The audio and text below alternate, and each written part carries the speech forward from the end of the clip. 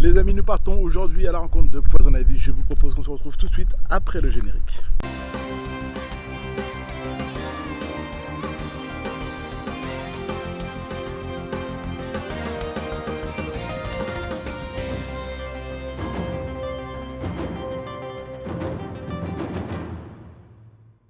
Nous voici donc dans l'antre de Ivy. Alors est-ce que pour commencer tu peux te présenter au cas où il y a des gens qui ne te connaîtraient pas?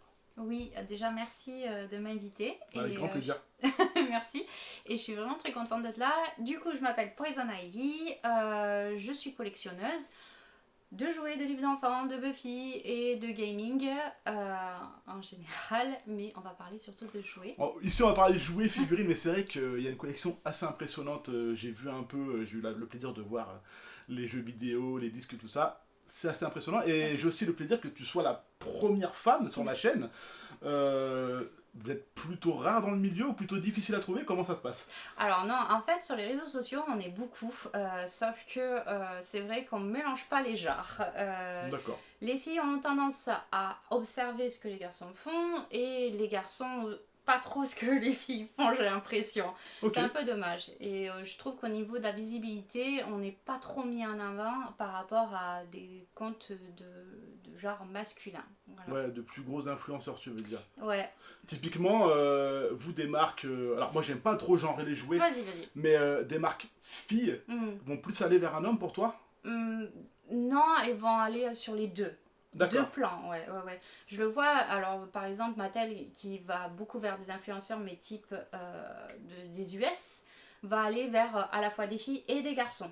Donc voilà, ça se dispose. Mais par exemple, Mattel en France c'est très rare qu'ils s'associent avec des influenceurs. Mais Hasbro, ben, malheureusement, j'ai pas beaucoup vu de femmes qui représentaient la marque Hasbro. Ouais, t'as raison, tu soulignes un point important. Voilà. Et c'est important de le dire aussi. Donc Hasbro, si vous nous regardez, qu'est-ce que vous attendez? Alors du coup, pour toi, par où ça a commencé la collection? Comment ça t'est venu? Déjà toute petite, je collectionnais beaucoup. J'aimais avoir beaucoup de ce qu'il y a de la licence, c'est-à-dire par exemple, j'aimais avoir beaucoup de mini-mag et les exposer, des figurines, alors que bon, ça pouvait être des jouets Kinder, hein, mais j'adorais ça. Et puis après, j'ai eu l'adolescence où j'ai un peu réduit cette ferveur. Et vers mes 17 ans, j'ai commencé à reprendre vraiment la sensation de collectionner, et notamment les jouets. Et tu me disais que tu étais vraiment cette collectionneuse qui aimait compléter les gammes. Alors oui, à l'époque, quand j'étais enfant, mais maintenant, pas du tout. Maintenant, c'est nous qui payons, c'est plus les parents. Voilà, c'est ça. Non, en vrai, j'ai tellement d'envie que je me limite plus à me dire, je veux tout. En vrai, si, j'ai qu'une gamme, mais là, on n'est pas sur les jouets, c'est Minimag où j'ai tout en full set. Et ça, c'était vraiment un besoin, quoi. Minimag, c'est quoi, pour ceux qui ne connaissent pas? Alors, c'était un magazine qui a été dans les années, je crois que c'est 86 que ça a commencé, et ça s'est terminé dans les 2005. Après, ça s'est transformé en Wishmack. Donc c'était un magazine proposé par Disney où il y avait du contenu filles et c'était des tutos, de la BD avec la petite sirène mini, etc. Okay. Et tu avais des jouets offerts. Ça se faisait beaucoup dans les magazines à l'époque. Et voilà, et j'en étais fan.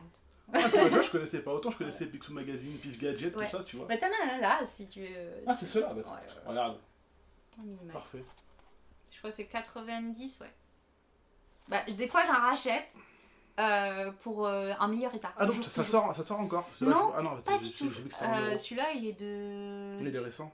Mais il est en euros déjà, donc... Ouais, il est de 2002 je crois, ou 2001. Décembre 2002, c'est ça. Voilà. Ok. Bah voilà, Minimag pour ceux qui ne connaissent pas. Hop, voilà. C'est dans les derniers. Et en fait, en 92, c'est devenu Wishmack. D'accord. Mais du coup, quel a été le premier jouet, la première figurine qui t'a remis les pieds dedans? Alors, je la montre? Bah oui. C'est l'heure. C'est Bambi. C'est un petit. C'est un Bambi de 62 si je me trompe pas. Et en fait, la petite histoire, c'est que j'étais sur un vide-grenier et je chinais d'autres choses à l'époque. Et je le vois. Et vraiment, un gros coup de cœur. J'étais en mode, il me le faut en fait. Je peux pas vivre sans. Et c'est là où je me suis dit, mais en fait, les jouets, c'est vraiment trop cool. Et c'est là où je me suis dit, allez, reprends la collection des jouets. Et enfin, quand je dis reprendre, c'est-à-dire je complète ce que j'avais de mon enfance et que je Que commence. t'avais gardé, du coup, t'avais Ouais. pas revendu. Ouais. Bon, ils sont en mauvais état, mais C'est ça. c'est le cœur, quoi. Bah ouais, c'est ça. C'est ça. Et du coup, ce Bambi m'a dit non, mais les jouets, c'est trop beau, en fait. Mais c'est un Sophie la girafe, en fait. Un peu, hein. Ah Dans ouais, l'idée. c'est une insulte Ouais. pour Bambi, mais. Ah ouais, c'est pas une girafe, mais le concept. Oui, c'est un poète-poète. C'est un poète-poète. Voilà. Je sais pas c'est quoi le mieux, hein, mais bon. Non, mais c'est moi, j'ai toujours appelé un Un poète-poète. poète-poète. Et bah va pour un poète-poète. Donc ce Ouais. poète-poète, t'as remis les pieds dedans, alors. Ouais, Ok. ouais, il est beau. Moi, évidemment, dans toute collection, pour avoir toutes ces belles choses, il faut un budget, il faut de l'argent. Est-ce que toi, tu t'y accordes un budget ou tu fonctionnes au coup de cœur? Comment ça fonctionne chez toi? Alors, non, je n'ai pas de budget, mais enfin, oui, non. En fait, selon où je vais faire mes recherches, oui, je m'accorde un budget. Je sais, c'est un peu bizarre. Mais par exemple, un vide-grenier, c'est rare que je dépasse les 15 euros. D'accord. Dans l'ensemble du vide-grenier. Ça veut dire que le dimanche matin, tu pars 15 € en poche. Voilà, Ok. c'est ça. Si vraiment je dois dépenser plus, c'est vraiment un méga gros coup de cœur et que j'ai craqué mon slip. Hein. Ouais. D'accord. Voilà. Et sinon, sur Vinted par exemple, donc sur internet, ça va dépendre. Après, sur du neuf aussi, ça va être trentaine d'euros maximum. Au-dessus, j'ai un peu de mal. Et au mois, en fait, je n'ai pas vraiment. Ça va être si je dois manger ou pas, en fait. C'est vrai, ouais. C'est ça qui va être dépendant de mon budget restant pour me faire plaisir et acheter pour ma collection. Ok, donc toi, tu sépares vraiment le côté chinage du côté boutique. Ouais. C'est pour moi deux choses différentes, deux mondes différents. J'ai encore un peu de mal, par exemple, à acheter sur Vinted du neuf. Ouais. Je parle pas du vintage en boîte, hein, je parle Oui. vraiment du récent. Voilà. Parce que je me D'accord. dis que je peux aller en boutique et me l'acheter. Ouais, oui, non, mais c'est vrai, c'est vrai. Voilà. Ok. Bon, comme tu dis, des fois, on a des craquages, hein, on craque notre slip. Toi, le plus que t'as mis dans une figurine, une statue, un jouet, c'est combien et c'est pourquoi? Alors, c'est le trône de Buffy contre les vampires. Donc, les connaisseurs, rien que je dise ça, ils font oh. C'est en fait Buffy qui est assis sur un trône qui prône un pieu comme ça. Elle est juste magnifique et elle est très difficile à avoir. Si je ne me trompe pas, c'est bien une Chaitso et qui est numérotée.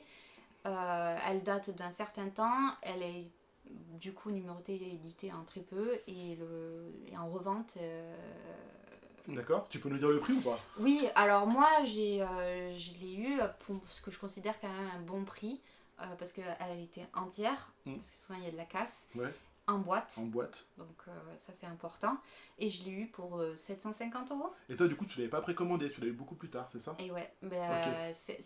en fait Buffy, c'est le moment où elle est sortie, j'avais la vingtaine et... Ouais. T'as pas 700 balles à mettre dans une figurine à 20 non, ans, clairement. je pense pas qu'elle était à 700 à l'époque, je pense qu'elle était beaucoup moins. Je ne connais pas son prix. Ouais, remarque, de base, ça devait être dans les 300 250, Ouais, 300, je pense. Ouais. Peut-être un peu plus vu la taille qu'elle a, mais oui, pas les 750. Et des fois, en revente, on peut en trouver à 1000, 1500. Ah d'accord, donc c'est encore un objet qui prend de la valeur Oui, aujourd'hui. Ouais. Bah, c'est toute Buffy, Et il n'y elle a pas des masses passe de trucs. longtemps En que plus, je hein. l'ai. Hein. D'accord. J'ai mis du temps à l'avoir. Hein. Ouais. En plus, Buffy, il n'y a pas des masses de produits en fait. Non. Hein. Ouais, c'est vrai. Non, il n'y a pas énormément. Il y a une bonne fanbase, mais. Ah oui, mais ouais. ça, c'est. Si vous êtes éditeur, sachez qu'il y a des fans qui sont prêts à lâcher l'argent, hein, je vous le dis. C'est vrai. C'est vrai.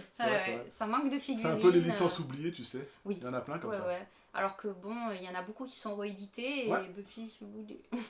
Bon, peut-être un jour, qui sait. Oui. Il y a pas mal de choses ici. C'est quoi on va dire, les 3 principaux univers ou marques que tu collectionnes? Alors, on parle vraiment d'univers. Hein. Univers ou marque, enfin, c'est toi, comment Ok. tu sens quoi? Bon, vous avez compris Buffy, hein, bon, déjà, voilà. Buffy en 1, tu dirais?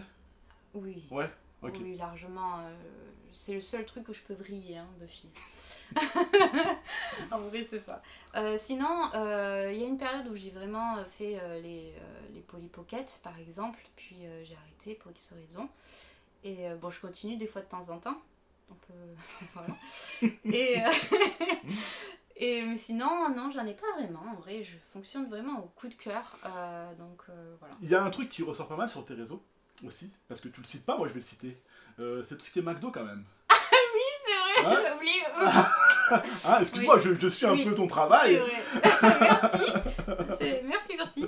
Mais oui, McDo, Je hein, pense c'est- Moi, Ouais. je t'associe vachement à McDo aussi, tu vois. Ouais. Par rapport aux jouets, à ce que tu peux faire, je sais que t'aimes bien, tu vois. Oui, Ce non, serait mais dommage de j'en pas ai citer. absolument pas honte et j'adore McDo. Donc, Bah, voilà. pareil, hein, en vrai.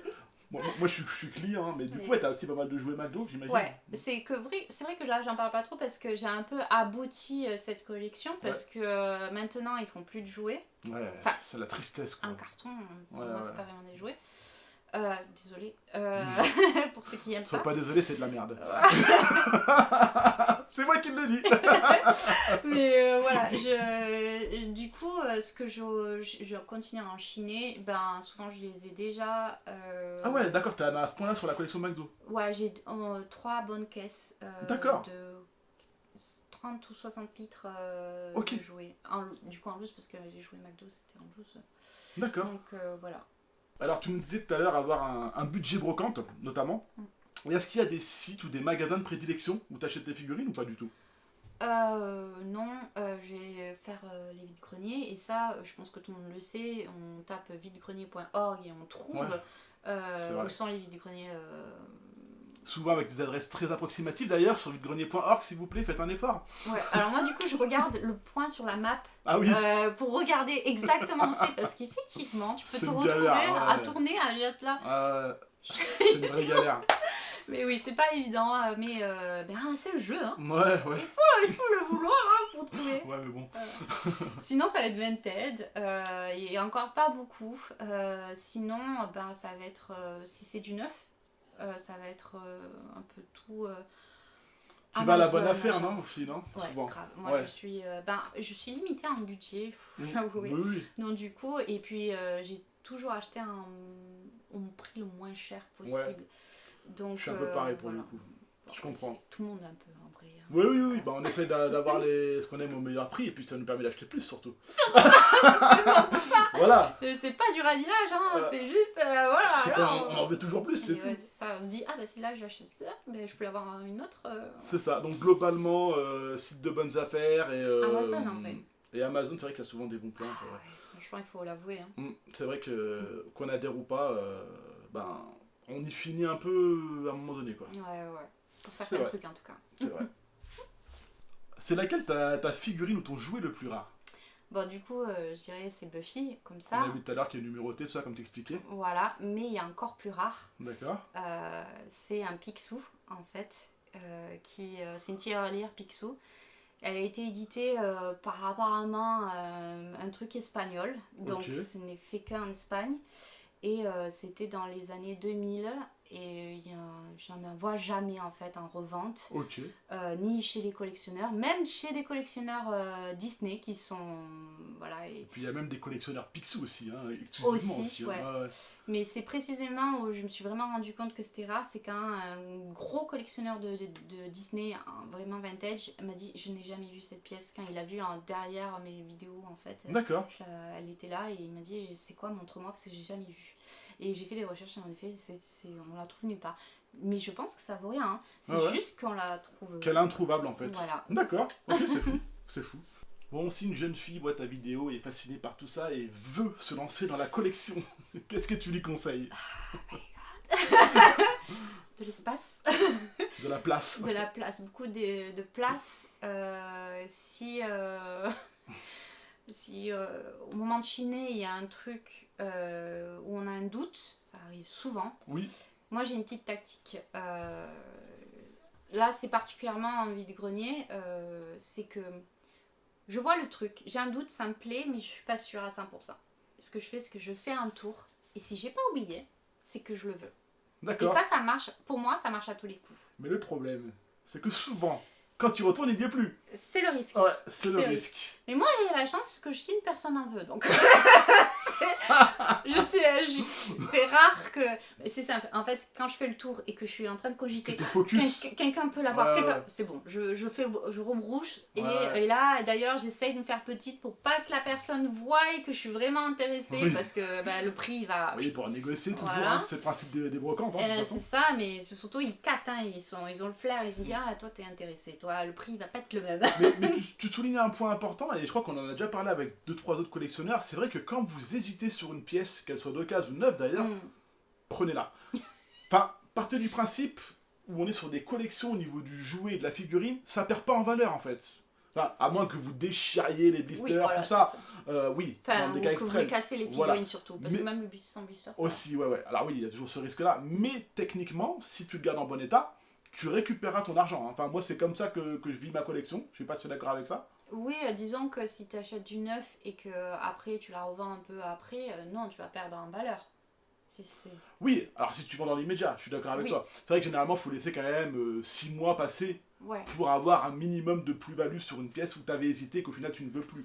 Oui. Puis bon, on ne fait pas non plus ça pour ratisser et prendre de l'argent. Mais globalement, moi j'ai remarqué qu'à chaque fois que j'ai hésité, je l'ai pris 3 mois après, j'ai payé 10 à 20 balles de plus.